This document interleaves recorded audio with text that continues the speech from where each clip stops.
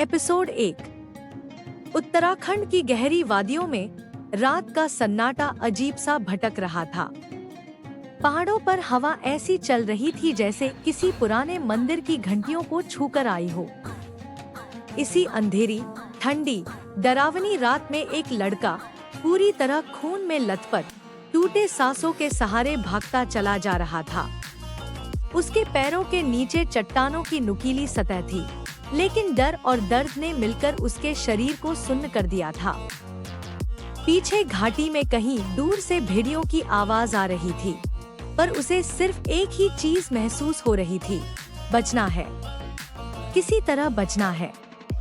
वह लड़खड़ाता हुआ एक पुरानी घाटी से नीचे उतरकर एक छोटे, शांत और गुमनाम पहाड़ी गांव में पहुंच गया।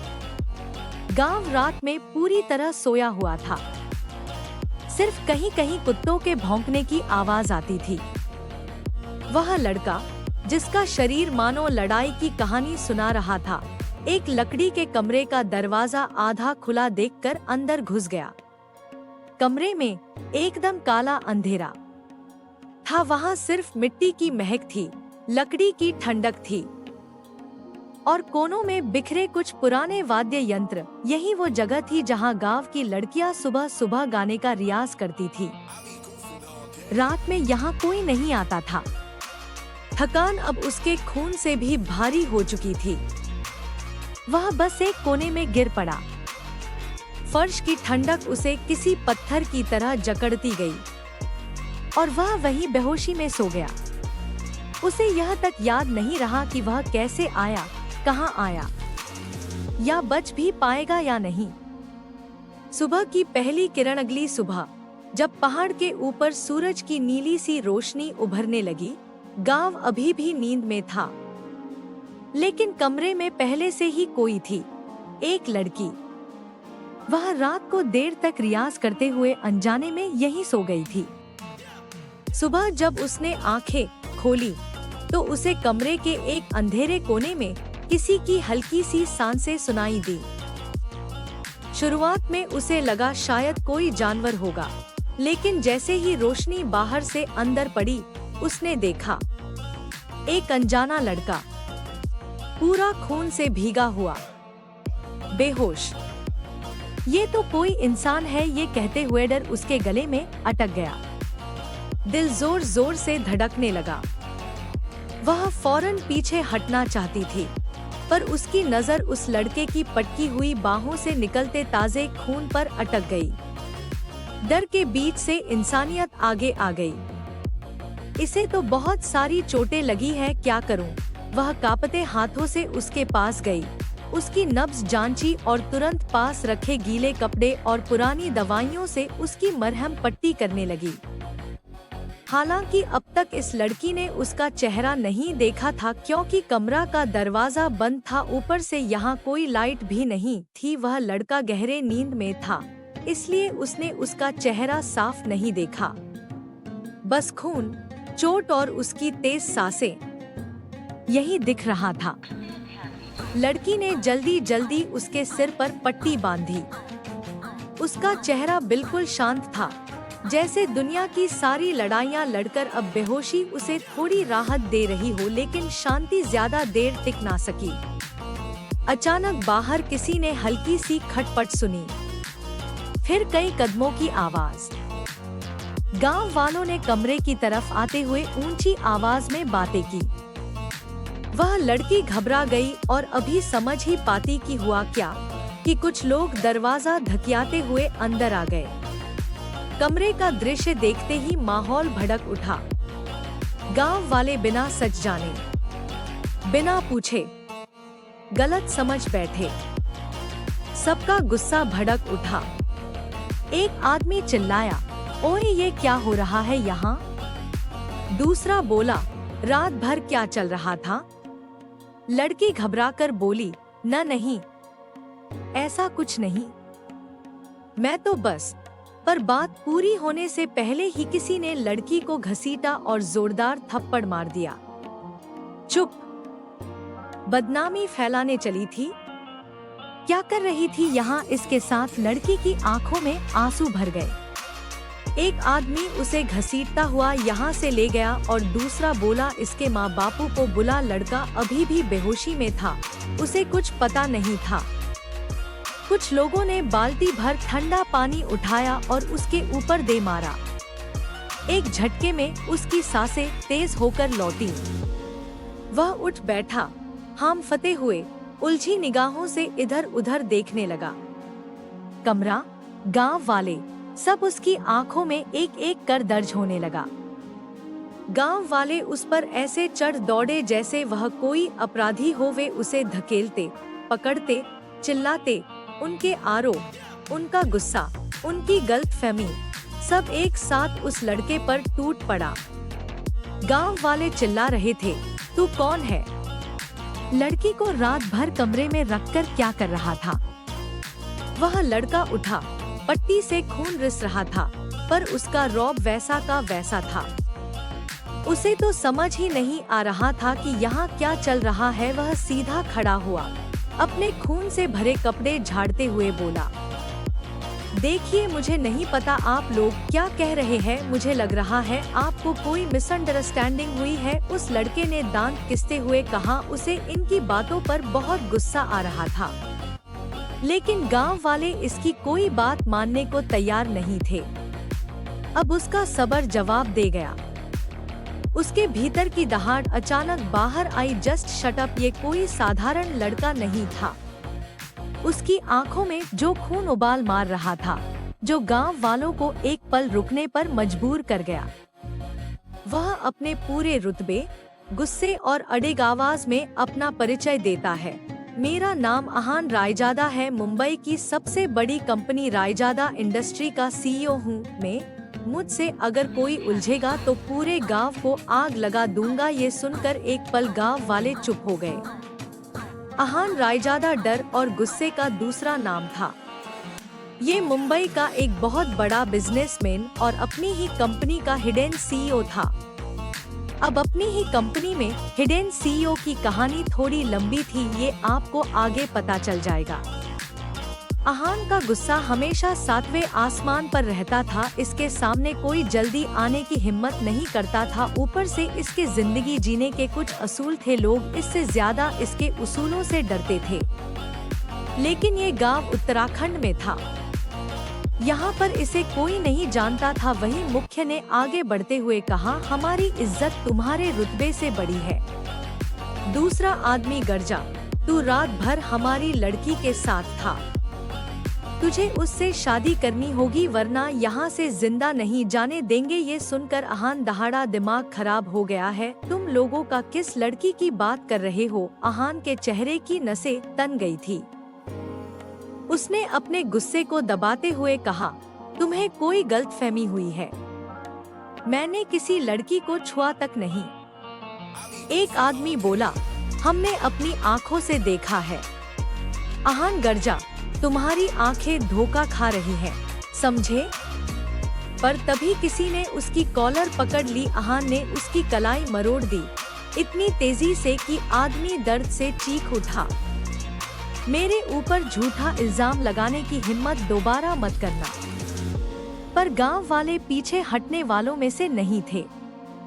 सब एक साथ बोले, शादी करनी ही पड़ेगी, गांव की इज्जत खराब नहीं होने देंगे। अचानक गांव की भीड़क को चीरते हुए एक औरत और एक बूढ़ा आदमी अंदर घुसे। उनके चेहरे पर डर और गुस्सा दोनों थे।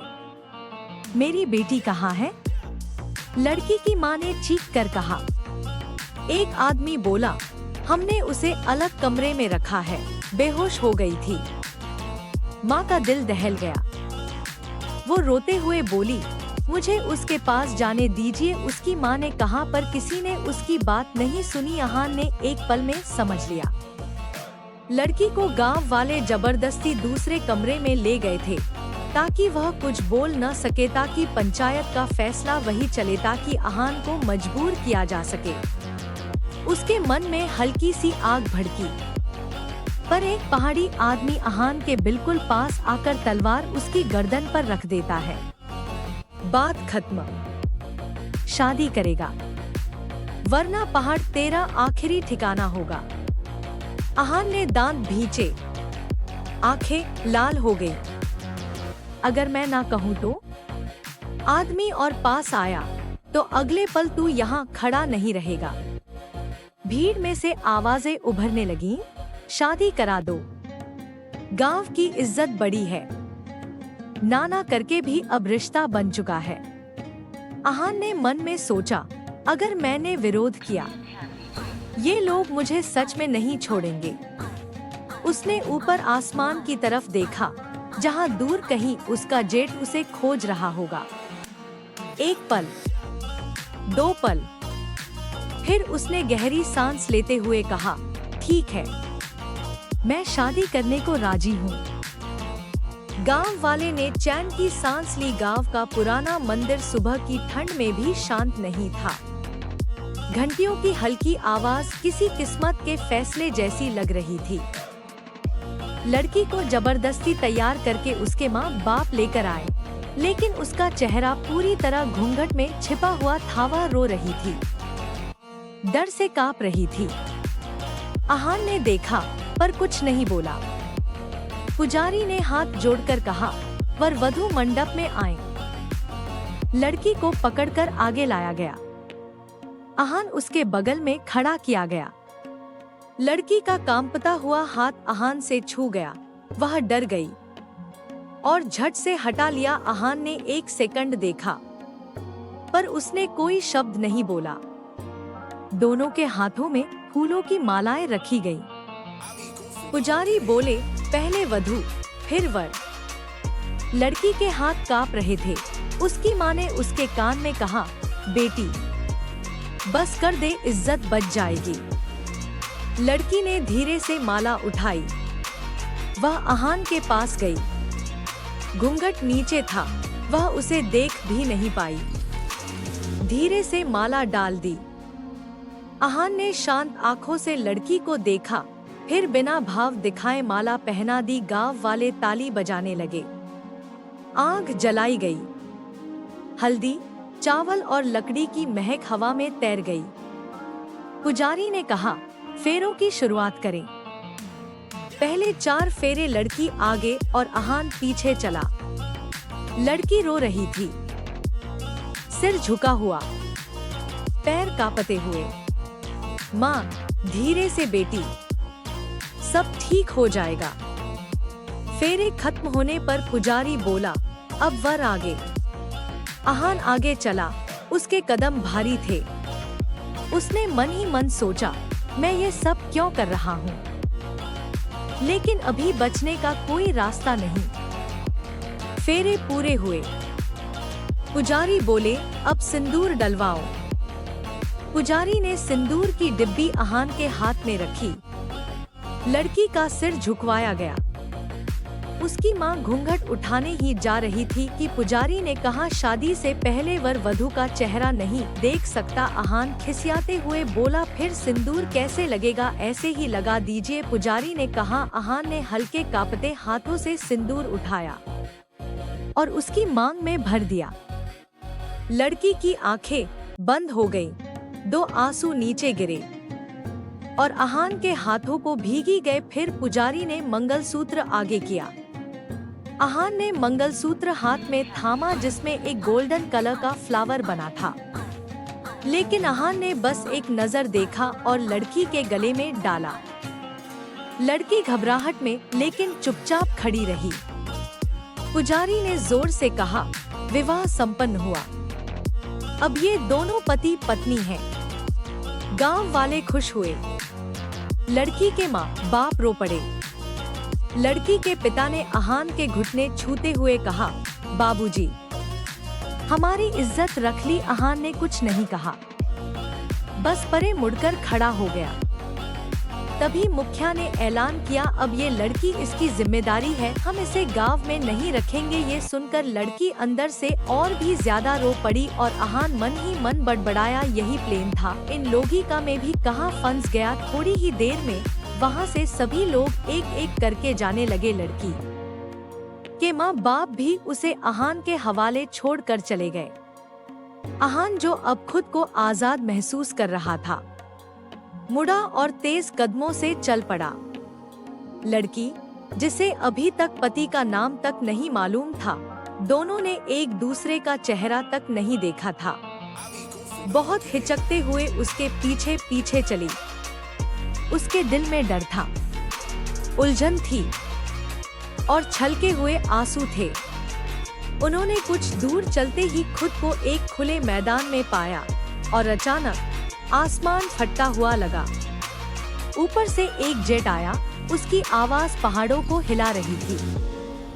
जेट धीरे धीरे नीचे चक्कर काटने लगा। लड़की ने घबराकर खुद से कहा, ये क्या हो रहा है? आहान खुश होते हुए बोला, मेरी सवारी। वो मुझे ढूंढते हुए यहाँ तक आ गए। जेट से एक मोटी रस्सी नीचे छोड़ी गई। एकदम एक्शन फिल्मों जैसा दृश्य। आहान ने एक बार पलट कर देखा, फिर अचानक अपनी जेब से एक चेक निकाला जो वो किसी लड़की को देने के लिए लाया था। पर आहान को वो लड़की नहीं मिली। आहान उत्तराखंड में किसी लड़की को ढूंढने और उसे अपने साथ ले जाने आया था। अगर वो नहीं मानती तो आहान उसे ये पैसे देने वाला था, लेकिन उसे हर हाल में अपने साथ ले जाना चाहता था जो वो किसी लड़की को देने के लिए लाया था। पर आहान को वो लड़की नहीं मिली। आहान उत्तराखंड में किसी लड़की को ढूंढने और उसे अपने साथ ले जाने आया था। अगर वो नहीं मानती तो आहान उसे ये पैसे देने वाला था, लेकिन उसे हर हाल में अपने साथ ले जाना चाहता था। पर अफसोस उसके दुश्मनों ने इस पर अटैक कर दिया। काफी देर तक अकेले लड़ने के बाद आहान का हट्टा कट्टा शरीर भी जवाब देने लगा था। उन गुंडों की तादाद बहुत ज्यादा थी और आहान अकेला, इसलिए इसे वहां से भागना पड़ा और वो उस कमरे में जाकर बेहोश हो गया जहां वो लड़की सी रही थी। आहान ने वो चेक सीधे लड़की के हाथ में रख दिया।